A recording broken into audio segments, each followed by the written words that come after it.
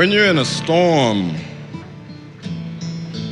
you can look for about every seventh wave to be a big one. Now your ship is designed to weather this. But these lakes, they're not lakes. They're the world's 8th sea. Their bottom is littered with the wreckage of 6,000 ships. The men know this. The Coast Guard knows this. The companies, they know it too.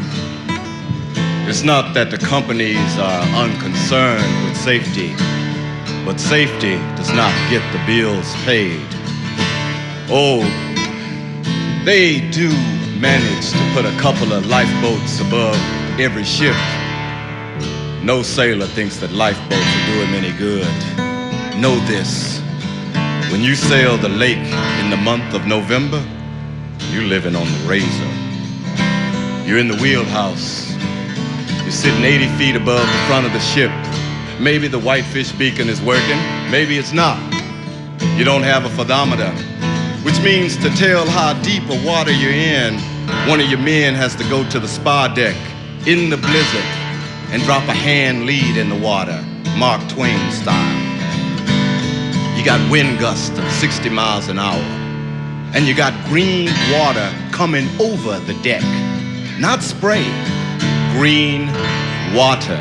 And you're falling deeper into the water after each wave, the prow of the ship fighting harder each time to regain the surface. Now you've been out on the lake for hours, and she's grown tired of playing with you. Behind your ship, the 3 sisters are building. The 3 sisters. They're part of the lake's mythology. 3 huge consecutive waves. They will hit your ship one after the other. The first wave is 30 feet high.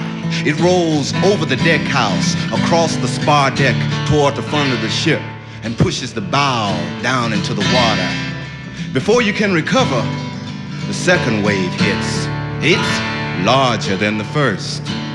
As your angle into the water increases, the thousands of tons of grain or pellets of ore in the cargo hold begin to slide forward. And as the nose of the ship fights desperately to right itself, the third and largest wave, the size of a 4-story building, hits. And the nose of the ship buries itself in the lake. And the ship, still under full power, submarines to the bottom. The grain or pellets of ore rush forward with such force that the ship is severed in 2, and the men are swallowed up by the water. The 3 sisters are kind, so they take you quickly. Within 10 seconds, your ship is settled on the bottom, in the mud, deck lights still shining. And at Duluth Superior, another freighter is being loaded.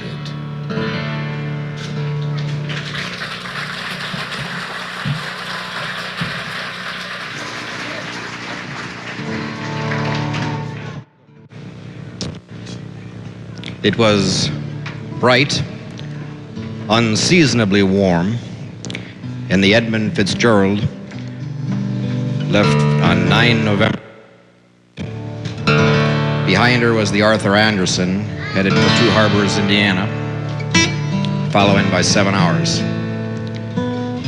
After a few hours, they got the first gale warnings, and both ships decided to hug the northern shore of Lake Superior and go past Caribou Island. Well, now the danger of going past Caribou, you see, is they have to go across the 6-fathom shoal. Now, 6 fathoms is only 36 feet. And a boat the size of the Fitzgerald, which sat 27 feet in the water, had a clearance of only 9 feet in good weather. And in a storm with the waves and the pitching of the boat, that could easily be cut in half. At 3:20 a.m., the Fitzgerald went over 6-fathom shoal. And at 3:35, the Anderson got the first distress signal.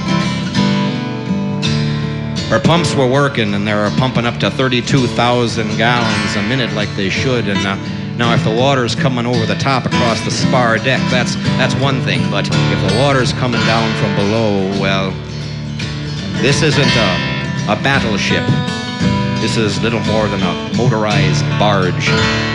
And while she can take a lot of water down from the spar deck going down, it's said that a hole in her hull the size of a pencil will sink her. Well, the 29 men on the Fitzgerald fought that storm for 4 hours. The Arthur Anderson tried to guide her because the Fitz had lost her radar, and over the radio, the Anderson's trying to tell the Fitz where she is and where to go in that storm. And at 7:15 a.m., the Anderson lost the Fitz on the radar. She couldn't bring her up on the radio. Couldn't see her visually up ahead.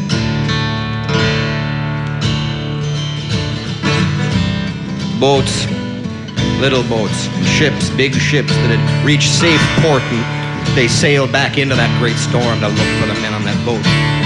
When they got back 9 o'clock the following morning, after 24 hours, all they'd found was half a lifeboat.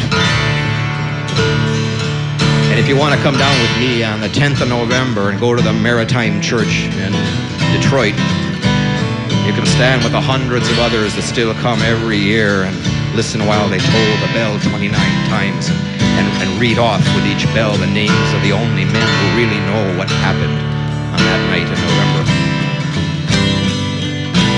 Now, what is it about the tragedy of this one ship that stirs the imagination so? Is it that there was a song, a good song written about her? Well, I doubt it, because there's hundreds of good songs written about 1,000 ships at the bottom of those lakes. I got my own opinion, and I'm going to give it to you. You see, we don't expect this kind of thing to happen anymore. Oh, it's fine for eras long gone and back in history, but now we've supposedly tamed these great lakes. And while we may be a little embarrassed or sad about what's become of some of them, we still look at them and like one large pond in the middle of our great American empire. And we expect her to bow down before our computers and our radars and all the other gods of our technology. But when she suddenly comes up out of nowhere and takes the biggest ship that we know how to build, and she rises up against her and snaps her in half like you would a pencil, it makes us feel small and maybe a little scared and humble as we stand there looking up the towering grandeur of Her Majesty.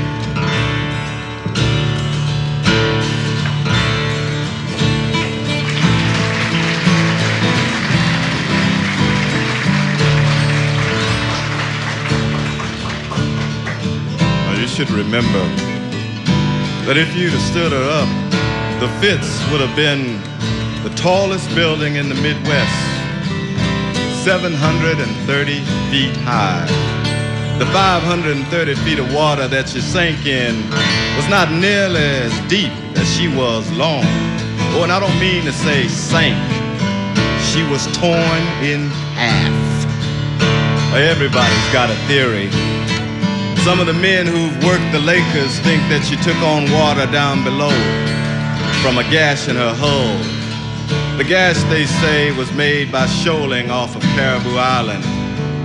The Coast Guard, some of whom are so damn well educated that they're stupid, they claim that she took on water from above through hatch covers that were either damaged or weren't closed tight. Hell, there are even some nutheads who say she met up with aliens who sank the ship and made off with the crew. The lakes must get a kick out of all these stories. But it's simple, really.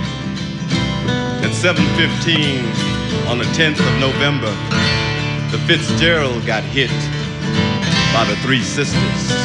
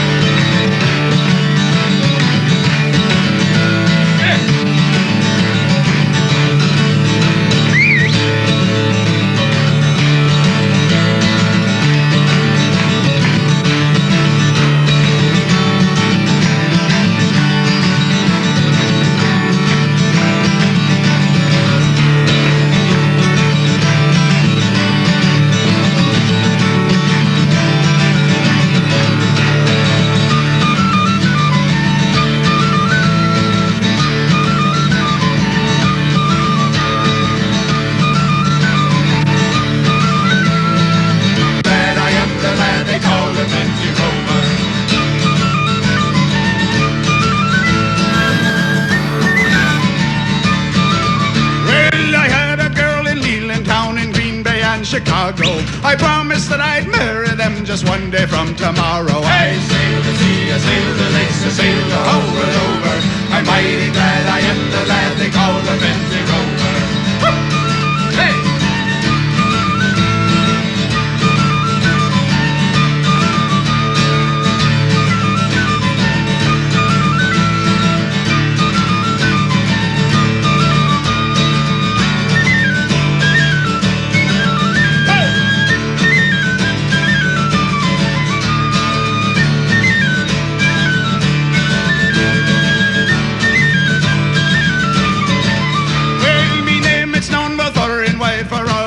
I broken, and all the tears they shed for me are the rover's only token. I sail the sea, I sail the lakes, I sail the whole world over. I'm mighty glad I am the lad they call the Benzie Rover.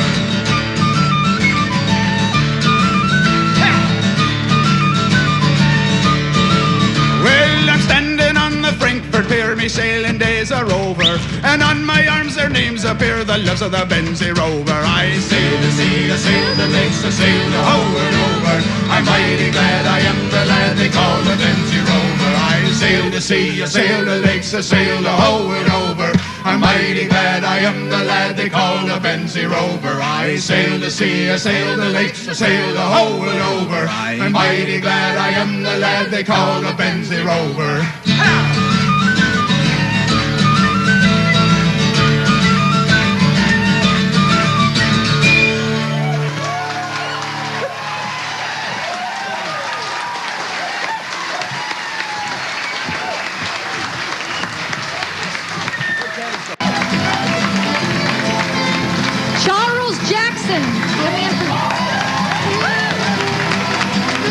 Our schooner captain.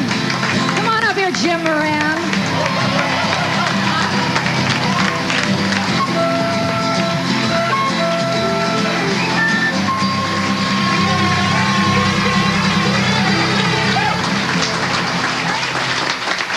Thank you very much. We had a great time. Thank you.